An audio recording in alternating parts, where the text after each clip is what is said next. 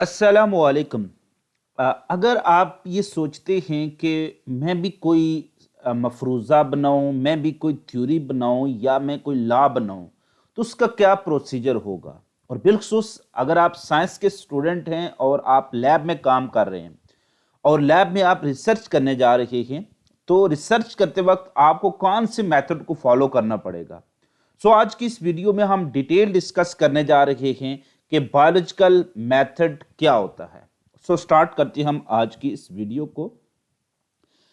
जहां तक तो इसको हम डिस्कस करने जा रहे हैं कि क्यों बायोलॉजिकल मेथड क्यों हम पढ़ रहे हैं, क्या रीजन है इसकी।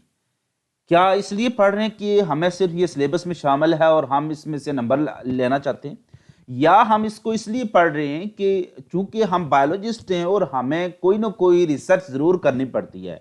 तो एक रिसर्च मेथडोलॉजी का हमें पता आना चाहिए कि रिसर्च कैसे की जाती है और ये साइंटिस्ट अपने मफरूजे, अपने नजरिए और अपने लॉ कैसे बनाते हैं, और लॉ कब बनता है और लॉ को कैसे आप चैलेंज कर सकती हैं और क्या चैलेंज किया भी जा सकता है या नहीं किया जा सकता। कम इल्मी की बेस पर आजकल हम हर दूसरा बंदा उठकर कह रहा होता है मैं फलां लॉ को नहीं मानता। तो आपको पता है कि किसी लॉ को ना मानने की सजा क्या है। सो अगर हम बात करें किसी भी बायोलॉजिकल मेथड को, अगर आपसे पेपर में पूछा जाता है, कोई आपसे ऐसे पूछा जाता है कि right a note on biological method, तो फिर इसको आप कैसे सॉल्व करेंगे। और बिलखसूस बात करें अगर आप आपके सिलेबस की, और अगर ये आपके सिलेबस में शामिल है और आपको लॉन्ग क्वेश्चन आ जाता है right a note on biological method, तो आप क्या लिखेंगे। उसके लिए आपको इसकी आउटलाइन या हेडिंग का आना जरूरी, उसको हेडिंग को जानना जरूरी होता है। हेडिंग क्या है, हम इसमें आज के इस टॉपिक में क्या क्या चीज डिस्कस करेंगे। हम सबसे पहले डिस्कस करेंगे इसका इंट्रोडक्शन कि बायोलॉजिकल मेथड है क्या चीज। फिर हम डिस्कस करेंगे इसके स्टेप्स क्या हैं, कौन कौन से इंपॉर्टेंट स्टेप्स हैं बायोलॉजिकल मेथड के, और बायोलॉजिकल मेथड में क्या स्टेप किस का सीक्वेंस जरूरी है कि हम इस स्टेप को ऊपर नीचे लिख सकते हैं। तो सबसे पहला जो स्टेप है इसका वो क्या है, ऑब्जर्वेशन है। दूसरा स्टेप है डेटा फॉर्मेशन। तीसरा स्टेप है हाइपोथेसिस। फोर्थ स्टेप है एक्सपेरिमेंट्स। और फिफ्थ स्टेप है थ्योरी। और आखिरी जो स्टेप है लॉ और प्रिंसिपल है। तो ये जो स्टेप्स का सीक्वेंस है ना, ये बहुत इंपॉर्टेंट है, क्योंकि आप एक तरतीब वाइज चल रहे होते हैं और इस तरतीब को अगर आप छेड़ेंगे तो आपका वो बायोलॉजिकल मेथड नहीं रहेगा। ये चीज आपसे एमसीक्यूज में पूछी जा सकती है। क्लियर, यही चीज आपसे एमसीक्यूज में पूछी जाती है कि which one of the following is the correct sequence of biological method. याद रखना, करेक्ट सीक्वेंस में जरूरी नहीं कि ये सारे के सारे आपको स्टेप्स वहां पर मेंशन किए गए हों, लेकिन ये चीज जरूरी होती है क्योंकि डेटा फॉर्मेशन ऑब्जर्वेशन के बाद आ रही है, तो data must be after observation. इसी तरह से लॉ थ्योरी के बाद आ रहा है, तो law must be after theory. कोई भी ऐसा ऑप्शन जिसमें पहले उसने थ्योरी बताई हुई है और फिर ऑब्जर्वेशन बता रहा है या फिर एक्सपेरिमेंट बता रहा है, तो ये चीज रॉन्ग होगी। क्लियर, तो सीक्वेंस बहुत इंपॉर्टेंट है। अब आपसे कुछ कंसेप्चुअल क्वेश्चन मैं पूछने जा रहा हूं और यहां से आपको पता चलेगा कि ये टॉपिक किस तरह से हम कंसेप्चुअल लर्निंग की तरफ इसको लेके जा सकते हैं और कंसेप्चुअल लर्निंग क्या है। कैन यू आंसर, क्या आप जवाब दे सकते हैं। किस चीज का जवाब देना है जनाब। जवाब इस चीज का देना जो आपसे एग्जामिनर सवाल पूछेगा, और एग्जामिनर जब भी आपसे सवाल पूछेगा तो आपके पास ऑप्शन ये हो सकते हैं, ऑब्जर्वेशन हो सकता है, एक्सपेरिमेंट हो सकता है, हाइपोथेसिस हो सकता है, लॉ हो सकता है। अब कैसे क्वेश्चन बनेंगे यहां पर। सबसे पहला आपसे क्वेश्चन पूछा जाएगा कि biological method is based upon, तो आंसर इसका क्या होगा। ज्यादातर बच्चे इसको क्या कर रहे होते हैं, वो उसको ऑब्जर्वेशन ही कह रहे होते हैं। वो समझते हैं कि बायोलॉजिकल मेथड चूंकि इसका पहला स्टेप चूंकि ऑब्जर्वेशन है, तो लिहाजा इसकी बुनियाद पहले स्टेप पर होगी। No, it will be a wrong. Biological method एक साइंटिफिक मेथड है जिसकी बेस हमेशा किस पर होती है, एक्सपेरिमेंट होती है, एक्सपेरिमेंटल इंक्वायरी पर। तो बायोलॉजिकल मेथड इसीलिए साइंटिफिक मेथड है क्योंकि ये बेस ही किस चीज पर करता है, biological method is based upon experiment. Next, आपसे क्वेश्चन ऐसे भी पूछा जा सकता है, अब biological method always start with, तो फिर आंसर क्या होगा, ऑब्जर्वेशन। यहां पर वो पहला स्टेप इसका क्या है, ऑब्जर्वेशन। तो बायोलॉजिकल मेथड हमेशा स्टार्ट किससे होगा, ऑब्जर्वेशन से होगा। या क्वेश्चन ऐसे भी पूछा जा सकता है, first step of biological method is, तो फिर आंसर क्या होगा, ऑब्जर्वेशन। आपसे अगर क्वेश्चन पूछा जाए कि biological method usually terminate at the end of, या last step of biological method is, या बायोलॉजिकल मेथड टर्मिनेट एट, तो कहां पर टर्मिनेट होता है? लॉ। अब जरूरी नहीं कि हर बायोलॉजिकल मेथड आपका एंड पर लॉ ही बने, बहुत सी आप देखेंगे बायोलॉजिकल मेथड जब आप अडॉप्ट कर रही होती हैं तो बात थ्योरी पर ही खत्म होती है। जैसे हम थ्योरी ऑफ एबायोजेनेसिस कहते हैं, इसी तरह से हम जर्म थ्योरी ऑफ डिजीज की बात करते हैं, उसका लॉ में कन्वर्ट नहीं हुई है। हमारे पास स्लाइडिंग फिलामेंट मॉडल या थ्योरी है जो अभी हाइपोथेसिस या थ्योरी के दरमियान में लटक रही होती है। हमारे पास स्टार शुगर हाइपोथेसिस है जो आगे थ्योरी में भी कन्वर्ट नहीं हुआ। तो सो जरूरी नहीं कि हमेशा ही लॉ तक की बात जाए, but terminal step of biological method हमेशा क्या होगा? लॉ ही होगा। फिर आपसे क्वेश्चन पूछा जा सकता है statement given on basis of observation, तो एक स्टेटमेंट क्या होती है? That is called hypothesis. तो इस तरह से आपसे क्वेश्चन पूछे जा सकते हैं। सो सबसे पहले हम इंट्रोड्यूस करने जा रहे हैं बायोलॉजिकल मेथड को। बायोलॉजिकल मेथड है क्या चीज? सो बायोलॉजिकल मेथड, पहली बात यह है कि एक साइंटिफिक मेथड है that is used to solve a biological problem. तो आपसे जब भी क्वेश्चन पूछा जाएगा व्हाट इज बायोलॉजिकल मेथड, आपसे वाइवा में कोई क्वेश्चन पूछ रहा है कि यार आप बताओ, आप बायोलॉजी के स्टूडेंट हो, बायोलॉजिकल मेथड होता क्या है, तो आप यही कहेंगे it is a scientific method that is used to solve a biological problem. Next question ये अराइज होता है व्हाट इज बायोलॉजिकल प्रॉब्लम। वो बायोलॉजिकल प्रॉब्लम क्या होती है भाई?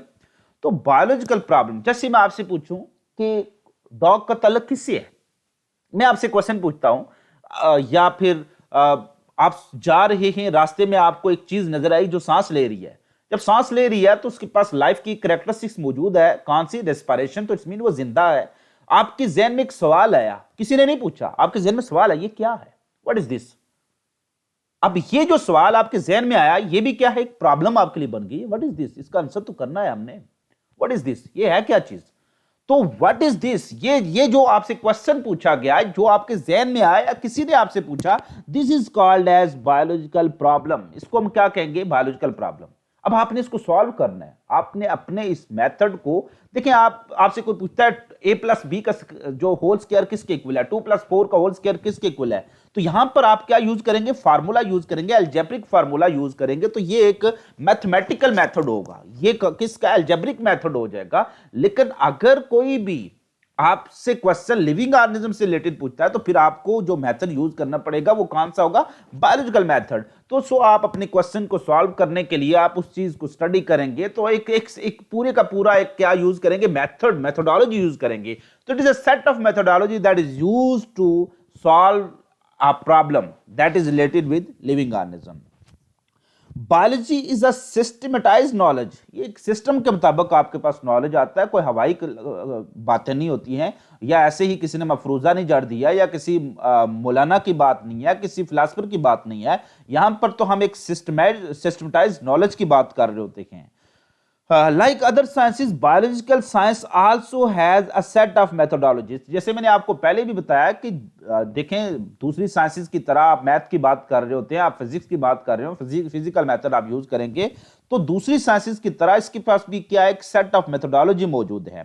तो वो क्वेश्चन जिसका आंसर मैंने आपसे शुरू में पूछ लिया था कि biological method is always based upon experimental inquiry. ये हमेशा एक्सपेरिमेंट पर बेस करता है भाई। यहां पर बात मफरूजों पर नहीं होती है कि जनाब मैं चूंकि इसको क्या कह रहा होता हूं, सांप की स्पीशीज कह रहा हूं, लिहाजा ये सांप की स्पीशीज है। आप कौन हो भाई कहने वाले? जब तक आप उसको साइंटिफिकली साबित नहीं करोगे ये सांप है, तो तब तक वो सांप की स्पीशीज हो ही नहीं सकती। यहां पर हम बायोलॉजी में जो बात या लॉ बना रहे होते हैं, तो हमेशा किस बेस पर हम बात करते हैं? एक्सपेरिमेंट की बेस पर। तो वो स्ट्रॉन्ग दलील होती है हमारे पास। तो biological method start with observation, तो हमेशा ऑब्जर्वेशन से स्टार्ट हो रहा था। हम इसके डिफरेंट स्टेप्स की बात करते हैं, कौन कौन से स्टेप्स हैं। पहला स्टेप ऑब्जर्वेशन है, डेटा फॉर्मेशन है, हाइपोथेसिस है, एक्सपेरिमेंट्स है, थ्योरी है, और लॉ और प्रिंसिपल है। तो ये स्टेप्स आपसे एमसीक्यूज में पूछे जा सकते हैं। Which one is the correct sequence, इसका कौन कौन सा है, तो करेक्ट सीक्वेंस आपसे पूछा जा सकता है। सबसे पहले हम डिस्कस करने जा रहे हैं ऑब्जर्वेशन को। ऑब्जर्वेशन क्या होती है? कभी सोचा है आपने? यार आप बैठे हुए हैं कि इधर उधर देख रहे हैं, हर चीज को आप किसी चीज को देख रहे हैं, कुछ चीजें लिख रहे हैं, तो आपसे कोई पूछता है यार क्या ऑब्जर्व कर रहा है, मुझे क्या ऑब्जर्व कर रही हो? तो ऑब्जर्व का क्या मतलब है? आप क्या ऑब्जर्व कैसे करते हैं? आप किसी चीज को देखते हैं, उसका रंग कैसा है, आप किसी चीज को सूंघते हैं, उसकी स्मेल कैसी है, आप उसका हाइट लिखते हैं, अच्छा इसकी हाइट इतनी है। तो जो भी इंफॉर्मेशन आप बायोलॉजिकल प्रॉब्लम से रिलेटेड इकट्ठी करते हैं, that is called as observation. ठीक है, तो जो भी इंफॉर्मेशन, तो study of biological problem is called observation. वो बायोलॉजिकल प्रॉब्लम क्या थी? अच्छा, ये जो चीज लिविंग है, ये क्या है? ये सांप की तरह की कोई चीज है, ये लिविंग है, तो ये क्या है? अब ये सांप है, सांप की कोई स्पीशीज है, तो ये जो आपके पास वो चीज थी, आप उसको स्टडी करोगे। स्टडी कैसे करोगे? आप उसका रंग देखोगे, आप उसकी का वजन करोगे, आप उसके बाद उसकी हाइट देखोगे, विड्थ देखोगे, लेंथ देखोगे, उसके बाद आप उसका डीएनए टेस्ट करोगे, आरएनए टेस्ट करोगे, ये सारी उसकी स्टडी इसमें शामिल हो जाएगी। तो so study of biological problem is called observation, या आप इसको ऐसे भी डिफाइन कर सकते हो, to collect information regarding biological problem is called biological observation. Observation हम किससे ऑब्जर्व कर रहे होते हैं? हम 5 सेंसेस को यूज कर रहे होते हैं। हम क्या यूज कर रहे होते हैं? 5 सेंसेस को। और depending upon their functional ability, functional ability का क्या मतलब है? मैं आपसे कहूं कि आपके ब्लड में कौन से जर्म्स मौजूद हैं, तो आप बता सकते हो, आप आंख से देख के बता सकते हो कि मेरे ब्लड में कौन से जर्म्स मौजूद हैं? नहीं। तो फिर आपको क्या करना पड़ेगा? आप माइक्रोस्कोपिक एग्जामिनेशन करना पड़ेगा, माइक्रोस्कोप यूज करनी पड़ेगी। मैं आपसे अगर बात करूं कि कोई चीज बहुत ही छोटी है, पानी के ड्रॉप के अंदर कौन से बैक्टीरिया हैं, तो आप बता सकते हो, क्योंकि मेरी आंख को तो उनको देख भी नहीं सकती, तो मेरी आंख की फंक्शनल एबिलिटी क्या होगी? यहां पर खत्म होगी। सो हमें क्या यूज करने पड़ेगी? माइक्रोस्कोप। तो सम टाइम हमें एडिड इंस्ट्रूमेंट यूज करने पड़ते हैं। मैं आपसे कहता हूं कि यार, ये जो आपको सांप जैसी चीज नजर आई है, तो इस सांप जैसी चीज की टोटल लेंथ कितनी है? तो आप लेंथ कैसे, क्या उसको हाथ से माप के बताओगे? नहीं, आप उसको डिफरेंट पैमानों की मदद से मापोगे, तो आपको इंस्ट्रूमेंट की जरूरत करनी पड़ेगी। तो 5 सेंसेस कान कान सी हैं हमारे पास? सबसे पहले विजन है, आप चीज को गौर से देखोगे, अच्छा इसका रंग ये है, हाँ ऐसा रंग तो सांप का भी था। अच्छा, हेयरिंग, आप सुनोगे, हाँ अच्छा, हाँ ये ऐसे ही बोलती है जैसे कौवा बोलता है, ये तो अच्छा, इसकी आवाज तो बिल्कुल शेर जैसी है। तो आप उसको हेयरिंग, दूसरी बड़ी जो सेंस आप यूज कर रहे होते हैं। नेक्स्ट, आप स्मेल, हाँ क्या खुशबू है यार, ये तो यार कोई रोज की स्पीशीज लग रही है मुझे। तो सांप, आप किसी चीज को सूंघोगे, सूंघ कर भी आप, सूंघने के लिए आप क्या यूज करोगे? नोज को यूज करोगे। आप किसी चीज को टेस्ट करोगे, ओहो उफ, बहुत कड़वी है यार, ये तो बिल्कुल यार नीम जैसा कड़वा है। अब नीम जैसा, लिहाजा नीम की कोई स्पीशीज हो सकती है। तो ये सारी आप अपनी क्या एबिलिटीज यूज कर रहे होती हो। फिर आप किसी चीज को टच कर रहे होते हैं, अच्छा अच्छा इतनी मुलायम, यार इतनी मुलायम, तो आप स्किन की देखो, तो ये तो मछली की स्किन नजर आती है हमें, तो ये ऐसी तो मछली की स्किन होती है, ये मछली होगी। तो ये सारी आप क्या यूज कर रहे होते हो? अपनी जो सेंसेस यूज कर रहे होते हो फॉर ऑब्जर्वेशन, इंफॉर्मेशन इकट्ठी करने के लिए। अब इंफॉर्मेशन आपने इकट्ठी की, आपने किसी का क्या किया? आपने किसी का रंग देखा, आपने रंग लिखा इसका ब्लैक है। आपने किसी की स्मेल सूंघी, आपने कहा अच्छा इसकी पंजेंट स्मेल है, बड़ी चुभने वाली स्मेल है। अब आपने उसका जायका महसूस किया, आपको जायका अच्छा बहुत कड़वा था। लेकिन आपने उसकी हाइट फाइंड आउट की, तो आपने कहा 2 फीट के करीब है। आपने उसका वेट फाइंड आउट किया तो 5 kg है। अब देखिए, कुछ इंफॉर्मेशन ऐसी हैं जो हम क्वालिटी, उसकी खूबी के बारे में बता रहे हैं, लेकिन कुछ क्वालिटी ऐसी हैं, जो कुछ ऑब्जर्वेशन ऐसी हैं जो उसकी क्वांटिटी यानी मिकदार के बारे में बता रहे हैं। 5 kg है, 2 kg है, 5 फीट है। तो इस तरह की इंफॉर्मेशन, ऑब्जर्वेशन 2 तरह की होती हैं। तो ऑब्जर्वेशन, टाइप्स ऑफ ऑब्जर्वेशन कितनी है? बोथ भी qualitative as well as quantitative. Quality का मतलब किससे होता है? क्वालिटी से होता है, खूबी से। वो खूबसूरत है, अच्छा उसका रंग ब्लैक है, उसका रंग व्हाइट है, उसकी खुशबू अच्छी है, बुरी है, ये क्वालिटी है। तो क्वांटिटेटिव ऑब्जर्वेशन जो होती हैं, दे हैव एज एक्यूरेसी। क्यों? आपसे मैं कहूं कि फलां शख्स बहुत खूबसूरत है, म्यार क्या है खूबसूरती का? आप इसकी कोई एक्यूरेसी नहीं है। वेस्ट इंडीज के अंदर एक ब्लैक बंदा जो है, वो इंतहाई ब्लैक जो बंदा है, वो खूबसूरती की अलामत है। आप पाकिस्तान में बात करो तो यार थोड़ा सा चिट्टी चमड़ी वाला है, उसको हम कहते हैं खूबसूरत है। तो इसमें कोई एक्यूरेसी नहीं है। लेकिन जब मैं बात करता हूं यार, वो 120 टन वजनी है, तो इसमें एक्यूरेसी है कि 120 टन, पूरी दुनिया में 120 टन एक जितना ही होगा। तो सो क्वांटिटी ऑब्जर्वेशन जो होती हैं, they have accuracy. Our qualitative, जो क्वांटिटी ऑब्जर्वेशन जो होती हैं, वो क्या होती हैं? क्वांटिटेटिव ऑब्जर्वेशन वेरिएबल और मेजरेबल, यानी क्वांटिटी ऑब्जर्वेशन क्या होती है? मेजर, इसको पैमाइश कर सकते हैं, कितने केजी है, कितने फीट है। And are recording in terms of number, आप नंबर की सूरत में इसको रिकॉर्ड कर रहे होते हैं। सो ये था हमारे पास क्वालिटेटिव और क्वांटिटेटिव ऑब्जर्वेशन। नेक्स्ट स्टेप जो आता है, डाटा होता है। अब मैंने जो जितनी भी इंफॉर्मेशन इकट्ठी की है, मैं एक नोटबुक पर लिखता गया और बहुत ज्यादा मेरे पास इंफॉर्मेशन इकट्ठी हो गई है। ये सारी रफ इंफॉर्मेशन एक रफ बुक में आपने लिखी है। देखिए ना, मैं आपको लेक्चर दे रहा हूं, आप एक रफ बुक पर लिखते जा रहे हैं। घर जाकर आप इसको प्रॉपर नोट्स की सूरत में ऑर्गेनाइज करोगे तो ये जो ऑर्गेनाइज फॉर्म ऑफ ऑब्जर्वेशन होती है, इसको क्या कह रहे होते हैं? डेटा कह रहे होते हैं। सो नेक्स्ट हम आते हैं हाइपोथेसिस। हाइपोथेसिस हम कहते हैं एक फर्ज की हुई बात, मफरूजा। और फर्ज की हुई बात ठीक भी हो सकती है, गलत भी हो सकती है। यार हाइपोथेसिस पर आप इतराज कर सकते हो, कोई भी हाइपोथेसिस है, एनी हाइपोथेसिस आप उठा के देख लें, आप उस पर इतराज कर सकते हो। साइंटिस्ट के इतराज हैं उस पर, स्टार शुगर हाइपोथेसिस पर इतराज मौजूद हैं। सो हाइपोथेसिस एक ऐसी बात होती है फर्ज की हुई, जो गलत भी हो सकती है, ठीक भी हो सकती है। और ये फर्ज की हुई बात हम कहां से कर रहे होते हैं? अच्छा, फलां शख्स को बुखार भी है, फलां शख्स को फ्लू भी है, फलां शख्स को गले का दर्द भी है, तो इसको कोरोना हो सकता है, इसको कोरोना हो सकता है। अब मैं ये सारी ये एक मैंने बयान जारी किया है, एक स्टेटमेंट जारी की। ये स्टेटमेंट किस बेस पर है? ये स्टेटमेंट मेरी ऑब्जर्वेशन की बेस पर है। मेरी ऑब्जर्वेशन क्या है कि फलां शख्स को बुखार है, मैंने टेम्परेचर उसका चेक किया थर्मामीटर की मदद से, इंस्ट्रूमेंट यूज किया। उसको फ्लू था, मैंने उसको देखा, खुद चेक किया। उसको खांसी भी हो रही है, मैंने खुद चेक किया। तो ये मेरी ऑब्जर्वेशन थी, उसकी बेस पर मैं एक स्टेटमेंट दे रहा हूं, दैट स्टेटमेंट कि उसको कोरोना हो सकता है। This is the tentative explanation of my observation. Tentative क्या है? उसको कोरोना हो सकता है। यार यकीन तो नहीं है ना, हो सकता है, तो फिर मुझे क्या करना पड़ेगा? टेस्ट करना पड़ेगा उसका। तो ये होती है काबिल तहकीक वजात किस चीज की? ऑब्जर्वेशन। इसको हम क्या कह रहे होते हैं? उसको हम कह रहे होते हैं hypothesis. So tentative explanation of observation is called, इसको हम क्या कहेंगे? ऑब्जर्वेशन नहीं, बल्कि इसको क्या कहेंगे? हाइपोथेसिस कह रहे होंगे। सो ये एक पॉइंट आपने याद रखना है। हाइपोथेसिस की एक डेफिनेशन ये भी होती है, a statement given as per observation that may or may not be true. एक स्टेटमेंट आप दे रही हैं ऑब्जर्वेशन की बेस पर, जो सही हो भी सकती है, नहीं भी हो सकती है। That can be true, can not be true. So थोड़ी सी इसको अगर हम वजात करें, इसकी एक्सप्लेनेशन प्रोवाइड करें, तो कोई भी ऑब्जर्वर जो ऑब्जर्व कर रहा होता है, ऑर्गेनाइज करता है ऑब्जर्वेशन को, इनटू डाटा बनाता है। जैसे हमने पहले देखा, पहले ऑब्जर्वेशन होती हैं, फिर वो डाटा फॉर्म में आती हैं, और फिर एक स्टेटमेंट जारी करता है, give a statement as per experience and background knowledge of the event.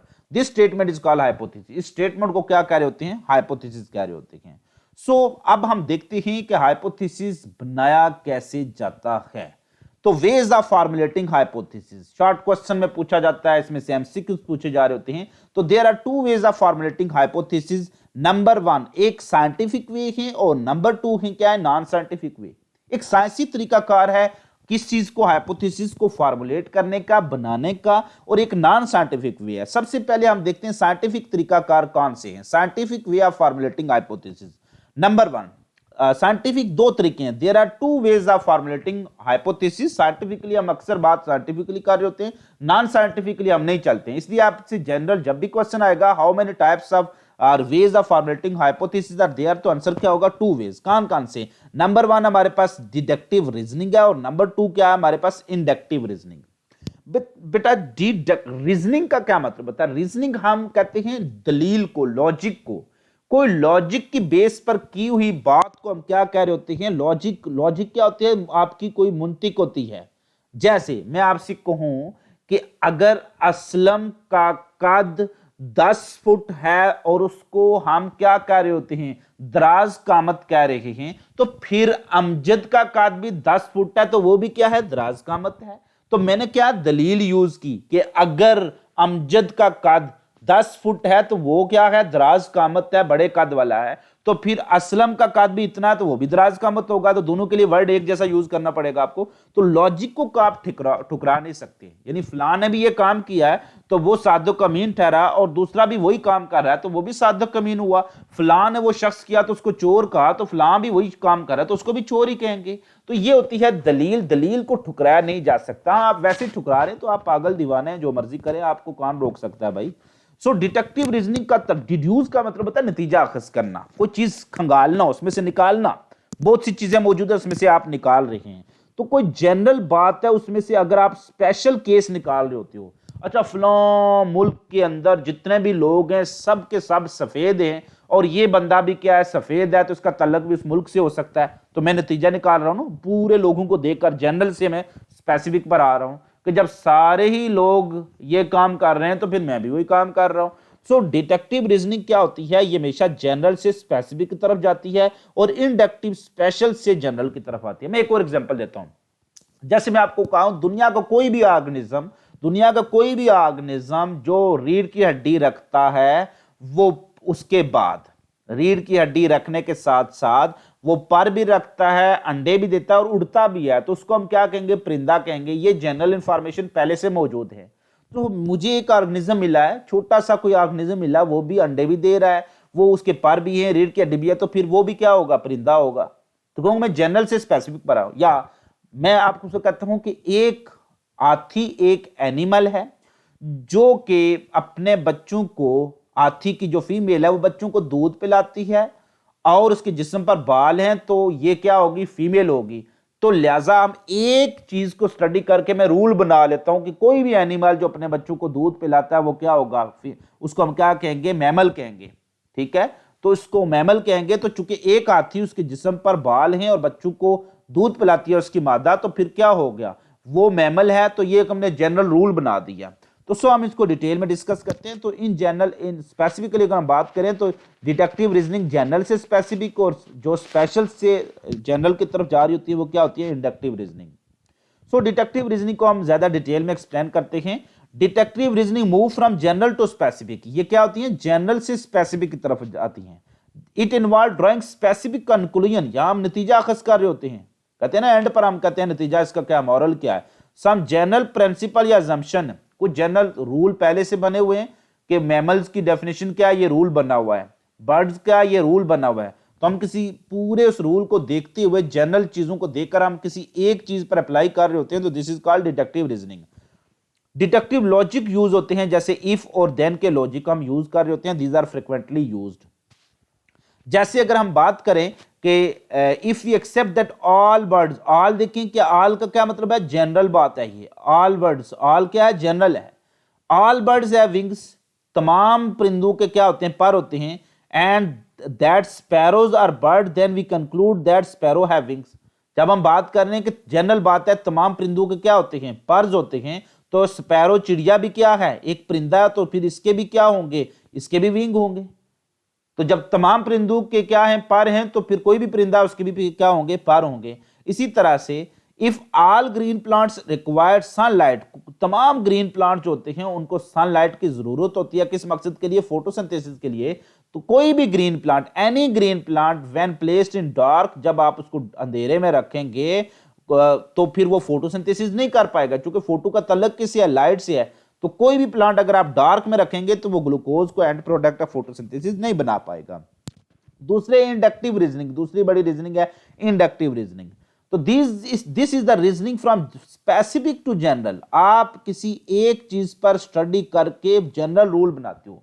देखें पहली बार जो रूल बना होगा कि मैमल कौन कौन है, तो किसी एक चीज पर स्टडी करके बनाया होगा ना, कि ये एक जानवर है, वो उसकी मादा क्या करती है, बच्चों को दूध पिलाती है और इसके जिस्म पर बाल हैं, तो हम क्या कहेंगे, ऐसे जानवर को मैमल कह देंगे। तो ये जनरल रूल बना गया, आप जितने भी आपको ऐसे ऑर्गेनिज्म मिलेंगे उनको क्या कहेंगे, मैमल कहेंगे। तो it begin with specific observation, ये किसी एक चीज पर ऑब्जर्वेशन करके शुरू होते हैं, lead to the formation of general principle. लिहाजा अगर कोई रूल बनता है, कोई लॉ बनाना चाहते हो, तो साइंटिस्ट हमेशा इंडक्टिव रीजनिंग को प्रेफर करते हैं। एक चीज पर स्टडी करके पूरी दुनिया का रूल बना रहे होते हैं, जो पूरी चीजों पर अप्लाई हो रहा होता है। जैसे आगे हम इसको एग्जांपल में डिस्कस भी करें, the science also therefore use inductive method to generalize from specific event. Science क्या यूज करती है, इंडक्टिव मेथड को, यानी एक चीज पर रिसर्च करते हैं लैब में और फिर पूरा लॉ बना लेते हैं, जो पूरी दुनिया पर जितने भी ऑर्गेनिज्म उस जैसे उस पर अप्लाई होता है। एग्जाम्पल इसकी है कि if you know that sparrow have wings and are birds, यानी हम क्या कर रहे हैं, स्पैरो ये क्या है, एक सिंगल चीज है। आप एक सिंगल चीज पर स्टडी कर रहे हो, हम एक सिंगल चीज पर स्टडी कर रहे हैं, क्या स्पैरो एक सिंगल चीज है ना। तो एंड इनको क्या कहेंगे, परिंदा, they have wings and are birds.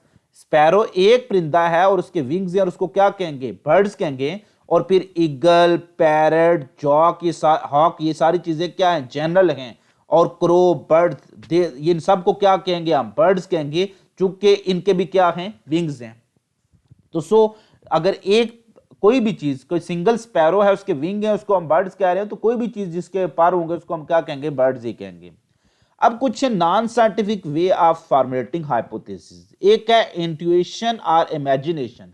इसका मतलब है तखयल, मेरे ख्याल के मुताबिक ये कौवे की स्पीशीज हो सकती है। तो साइंस में ज्यादातर नॉन साइंटिफिक वे यूज नहीं होते हैं। देखें, आपका ख्याल जो मर्जी हो, लेकिन बात तो वही होगी जो साइंटिफिकली भी ट्रू होगी। तो उसको क्या है कि बाज़ वक़्त कुछ ख्याल होता है, कोई हाइपोथेसिस किसी ख्याल की बेस पर बनता है। जैसे ये बायोजेनेसिस हाइपोथेसिस क्या था? एक ख्याल की बेस पर बना था। अच्छा, वो ख्याल क्या था कि अच्छा वो कीचड़ के अंदर से मेंढक निकल रहे होते हैं हाइबरनेट करके, तो उन्होंने कह दिया कि जो कीचड़ के अंदर से लिविंग ऑर्गेनिज्म जनरेट हो रहे हैं, this is theory of A biogenesis. इस तरह से एस्थेटिक या सेंस ऑफ ब्यूटी, यानी एस्थेटिक प्रेफरेंस की बेस पर बना सकते हैं। जैसे आपको पता है कि जो खूबसूरत फूलों का तलक कैसे होता है, खूबसूरत फूल, जितने भी फूल होते हैं ज्यादातर रोज फैमिली से तलक रखते होते हैं। तो अगर कोई भी आपको ऐसा फूल मिलता जो बहुत ही खूबसूरत है, एस्थेटिक प्रेफरेंस की बेस पर आप कह सकते हो कि ये भी कोई रोज की स्पीशीज हो सकती है। रिलीजियस और फिलोसफिकल आइडिया, हम में से किसी ने भी यजूज वजूज को नहीं देखा, हम में से किसी ने भी जो दज्जाल को नहीं देखता। ये सारे आइडियाज कहां से हमको मिल रहे हैं? हम मजहबी किताबों में मिल रहे होते हैं। तो अब आपको अगर कोई भी ऐसे जानवर आपको नजर आ रहा था, कोई ऐसी चीज नजर आ जाती है जिसकी सारी निशानियां आपकी मजहबी किताबों में मिलती हैं कि अच्छा ये यजूज मजूज हैं या दज्जाल हैं, तो आप एक हाइपोथेसिस बना सकते हो कि ये भी क्या है? यजूज मजूज या जो दज्जाल हैं। कंपैरिजन और N analogy with other processes, यानी आप कंपेयर कर सकते हैं। चूंकि ये सांप जैसा है लिहाजा सांप हो सकता है, ये घोड़े जैसा है लिहाजा घोड़े की स्पीशीज हो सकती है। इसी तरह से discovery of one thing while looking for other, very important. आप देखें कि आप कोयले की तलाश कर रहे हैं तो हीरा निकल आता है। तो ये भी देखें ना कि ये भी यहां से भी क्या एक हाइपोथेसिस बन सकता है। बिल्खसूस में अगर बात करूं लुईस पास्चर की, तो लुईस पास्चर ने क्या किया था? वैक्सीनेशन को रीडिस्कवर किया था। वैक्सीनेशन एक्सीडेंटली रीडिस्कवर हुई थी। कैसे? पास्चर तो वहां पर चिकन कोर्रा काज करने वाले बैक्टीरिया बता रहा था लोगों को। ठीक है, पास्चर किस पर एक्सपेरिमेंट लोगों को बता रहा था? पास्चर एक एक्सपेरिमेंट के थ्रू लोगों को यह बताने जा रहा था कि मैंने जो कोलरा होता है वो काज करने वाले बैक्टीरिया डिस्कवर कर लिए। लेकिन वो लोगों के सामने जब उसने एक्सपेरिमेंट किया तो एक्सपेरिमेंट फेल हो गया था। तो वो तलाश कर रहा था चिकन कोलरा के बैक्टीरिया, और वहां से उसको क्या इजाद हो गया? वैक्सीनेशन का प्रोसेस रीडिस्कवर हुआ कि पुराने मुर्दे बैक्टीरिया लगाने से उन चिकन के अंदर उस चिकन कोलरा के खिलाफ क्या आ जाती है? इम्यूनिटी आ जाती है। सो नेक्स्ट आ जाता है एक्सपेरिमेंट्स। एक्सपेरिमेंट्स होते हैं, जो भी हाइपोथेसिस होता है, they are subjected to rigorous testing. Hypothesis के लिए लगातार टेस्टिंग की जाती है। तो सबसे पहले आप क्या करते हैं? एक मेक एन ऑब्जर्वेशन। ऑब्जर्वेशन कैसे बनना? कोई आस्क का क्वेश्चन, कोई क्वेश्चन पूछेंगे, from form a hypothesis that answer to the question, कि कोई ऑब्जर्वेशन आप करेंगे और फिर वहां से क्वेश्चन जनरेट करेंगे। अब आपने ऑब्जर्वेशन की कि फलां चीज कौवे जैसी है, ये सारी चीजें, तो आप क्वेश्चन अराइज करेंगे क्या ये कौवे की स्पीशीज है।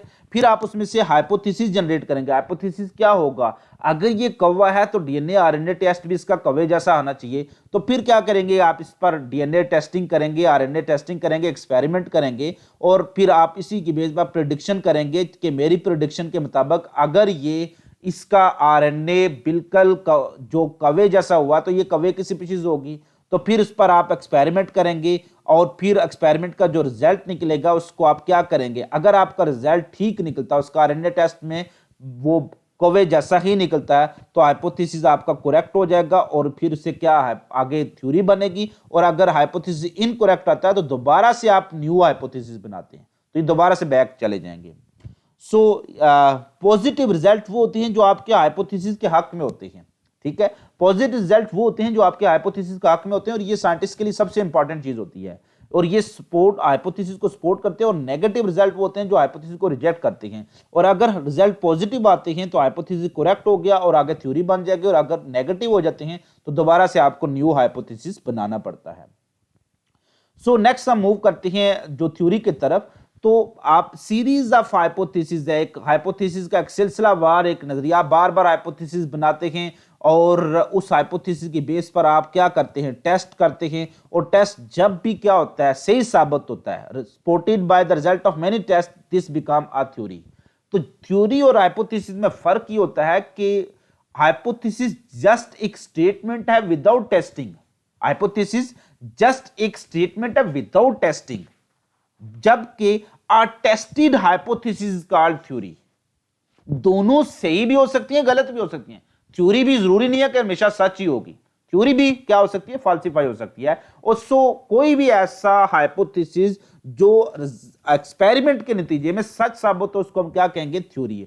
So a tested hypothesis called theory. एक डेफिनेशन ये होगी, या series of hypothesis that is supported by the result of many test. Supported mean हर टेस्ट जो उसका आ रहा है वो उसके हक में आ रहा है, यानी पॉजिटिव रिजल्ट आ रहे होते हैं। फीचर ऑफ थ्योरी क्या हो सकते हैं, आप जो थ्योरी बनाने जा रहे हैं तो उसके क्या इंपॉर्टेंट कैरेक्टरिस्टिक्स हो सकते हैं, ये चीज शॉर्ट क्वेश्चन में आपसे पूछी जा सकती है। कोई भी एक थ्योरी गुड तब कंसिडर की जाती है जब वो प्रिडिक्टिव होती है। प्रिडिक्टिव का मतलब होता है वो पेशगोई कर सकना, कि अगर ये कोरोना की कोई स्पीशीज है तो इस जैसा कोई भी वायरस क्या होगा, कोरोना ही की वेरिएंट ही होगा। तो इसको हम कहते हैं predictive and have self explanatory power, यानी वो थ्योरी अपनी वजाहत खुद कर रही हो। जैसे थ्योरी ऑफ सेल थ्योरी है, वो खुद अपनी वजाहत कर रही है कि all living things are composed of sales.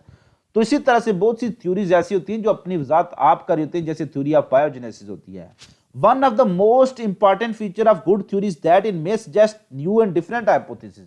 कैसे डिफरेंट हाइपोथेसिस बना सकते हैं आप, जैसे अगर हम कहें कि ये जो मलेरिया की रीजन क्या है, प्लाज्मोडियम है, या मलेरिया मच्छर की वजह से फैलता है, तो इससे न्यू हाइपोथेसिस क्या बनेगा कि अगर मच्छर से उस किसी भी बर्ड या परिंदे या चूहे को कटवाया जाए तो उसको भी मलेरिया हो जाएगा। तो एक हाइपोथेसिस का गुड फीचर ये भी होता है कि, या किसी भी थ्योरी का गुड फीचर कि वो न्यू हाइपोथेसिस बना सकता है। ए theory of this kind is called productive theory. ऐसी थ्योरी जिसके जो प्रिडिक्टिव भी हो, सेल्फ एक्सप्लेनेटरी पावर रखती हो और वो न्यू हाइपोथेसिस बना सकती है, उसको क्या कहते हैं, प्रोडक्टिव थ्योरी या बार थ्योरी, जिसको हम कहते हैं फायदामंद थ्योरी।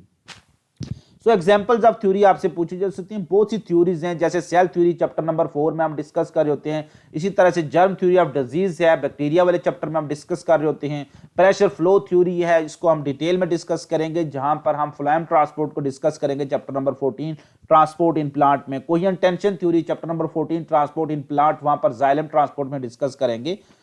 अब हम आते हैं लास्ट पर, हम साइंटिफिक लॉ, हम कामयाब हो गए, हमने थ्योरी बना ली, थ्योरी हमारी सच साबित होगी। अब याद रखना कि थ्योरी टेस्टेड है। कोई भी थ्योरी टेस्टेड होती है, यानी उसको टेस्ट किया होता है और टेस्ट के बाद वो सच साबित होती है, लेकिन स्टिल थ्योरी पर एतराज किया जा सकता है। स्टिल थ्योरी पर एतराज किया, इसीलिए तो उसको नजरिया कहते हैं ना। देखिए, आप डार्विन थ्योरी को नहीं मानते तो ना माने, वो लॉ थोड़ा ही है यार, बट थ्योरी के कुछ पॉइंट ठीक भी हो सकते हैं।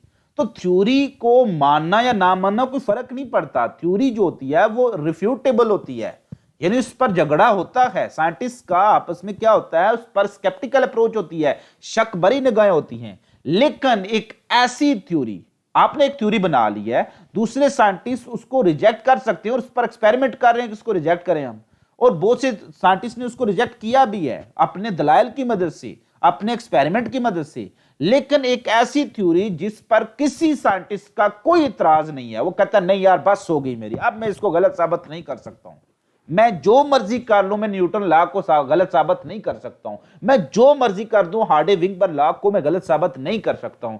जब साइंटिस्ट थक जाए ना कि जनाब हमारी बस हो गई है, अब हम इस थ्योरी को का इनकार नहीं कर सकते, तो वो लॉ बन जाती है। फिर लॉ को आप चैलेंज नहीं कर सकते। हमारे मुल्क में ऐसा होता है ना कि हम अक्सर गली मोहल्ले के लोग भी उठकर कह रहे होते हैं यार मैं इस लॉ को नहीं मानता हूं। यार आप कौन होते हैं इस लॉ को ना मानने? जब दुनिया की बड़ी बड़ी पावर्स, दुनिया के बड़े बड़े थिंक टैंक इसका पर एतराज नहीं कर सकते, उस पर शक भी नहीं कर सकते, तो आप कैसे इस पर एतराज कर सकते हैं? तो फिर पता है आपको किसी भी लॉ को चैलेंज करने की सजा क्या है? ही और she must be hanged till death. अगर आप लॉ को चैलेंज करते हैं और एक्सपेरिमेंट के थ्रू उसको गलत साबित नहीं कर सकते, अगर आपने कर दिया तो फिर दुनिया का सबसे बड़ा प्राइज, नोबेल प्राइज आप लेंगे। लेकिन अगर आप नहीं कर रहे और आप चैलेंज कर, मैं न्यूटन लॉ को नहीं मानता हूं, यार तेरी औकात क्या है, नहीं मानता तू। जब दुनिया के साइंटिस्ट इस पर शक नहीं कर सकते थ्योरी को, तो तभी वो लॉ बनी है ना। जब थ्योरी पर दुनिया के साइंटिस्ट बेबस हो गए तो फिर वो लॉ बनी है। तो लॉ को चैलेंज करना और उसके खिलाफ सबूत ना प्रोवाइड करना एक्सपेरिमेंट के बेस पर, तो इसको इसकी सजा जो होती है इंटरनेशनल अदालत में, अगर कोई बंदा आप पर केस कर दे तो इसकी सजा होती है हैंग्ड टिल डेथ। लिहाजा हर लॉ को ऐसे ही ना हवा में उड़ा दिया करो कि जनाब मैं इस लॉ को नहीं मानता। तो यही इसकी लॉ की डेफिनेशन है। If a theory survives from sceptical approach, sceptical भी डिसबिलीविंग, यानी कोई साइंटिस्ट इसको डिसबिलीव यानी इसको ना मानने की बात ही ना करे, क्योंकि थ्योरी पर डिसबिलीविंग अप्रोच होती है। ठीक है, थ्योरी पर डिसबिलीविंग अप्रोच होती है। यही तो फर्क होता है थ्योरी और लॉ में, कि इररिफ्यूटेबल थ्योरी बिकम लॉ, यानी एक ऐसी थ्योरी जिस पर कोई रिफ्यूट, कोई झगड़ा न हो, वो डिसबिलीविंग अप्रोच न हो। तो if a theory survive from sceptical approach of other scientist, दूसरे scientist, and continue to be supported by experimental evidence, it become a scientific law. ये scientific law is a uniform constant fact of nature होता है। ये uniform होता है पूरी दुनिया में, यूनिवर्सल ट्रूथ होती है, और is virtually an irrefutable theory, ऐसी थ्योरी जिस पर कोई झगड़ा नहीं बाकी बचता है। तो scientific law is a uniform constant fact of nature, it is virtually irrefutable theory. और बायोलॉजी में लॉ हमेशा बहुत कम है, बिकॉज ऑफ किस वजह से, एलुसिव नेचर ऑफ लाइफ। क्यों? चेंजेस आती रहती हैं, एवोल्यूशन हो रही होती है, चीजें बदलती रहती हैं। लिहाजा बायोलॉजी में आपको लॉ बहुत कम मिलेंगे। कुछ लॉ में से हमारे पास हार्डे विंगबर्ग लॉ है, नंबर 1 हमारे पास जो लॉ है वो मेंडल लॉ ऑफ इनहेरिटेंस है, जिसमें Mendel law of purity of gamete, जिसको लॉ ऑफ सेग्रीगेशन कहते हैं, मेंडल लॉ ऑफ डोमिनेंस है, Mendel law of inheritance of जो मेंडल लॉ ऑफ जिसको हम कह रहे होते हैं कि इंडिपेंडेंट असॉर्टमेंट है। तो ये सारे लॉ शामिल है। हार्डे-विंगबर्ग लॉ है जिसको हम एवोल्यूशन वाले चैप्टर में डिस्कस कर रहे होते हैं। सो आज का ये टॉपिक था, यहाँ तक खत्म होता है। होपफुली आपने इस टॉपिक को एंजॉय किया होगा, और इसमें चूंकि आज का जो हमारे पास सेगमेंट था और आज का जो हमारा टॉपिक था वो समझ लें कि एक ऐसा लेक्चर है जिसमें मैं आपको नज़र नहीं आ रहा होता हूँ, तो बिहाइंड द सीन में खड़ा हूँ, और इस लेक्चर्स में जो चीज़ें आपको इन्फॉर्मेटिव लगी ज़रूर आप उसको लर्न करें और दूसरों तक भी नॉलेज पहुंचाएं। आपका देखने का शुक्रिया, इसको वॉच करने का शुक्रिया। लाइक और कमेंट ज़रूर किया करें, कमेंट सेक्शन में अपने पॉजिटिव कमेंट ज़रूर दिया करें। इंशाल्लाह आपसे मुलाकात होगी नेक्स्ट वीडियो के साथ, जो एक और इंटरेस्टिंग वीडियो के साथ आपसे मुलाकात करूँगा। खुश रहिएगा, खुश रखिएगा, दुआ में याद रखिएगा। मिलेंगे एक छोटी सी ब्रेक के बाद। अल्लाह हाफिज़, अल्लाह ने कहा।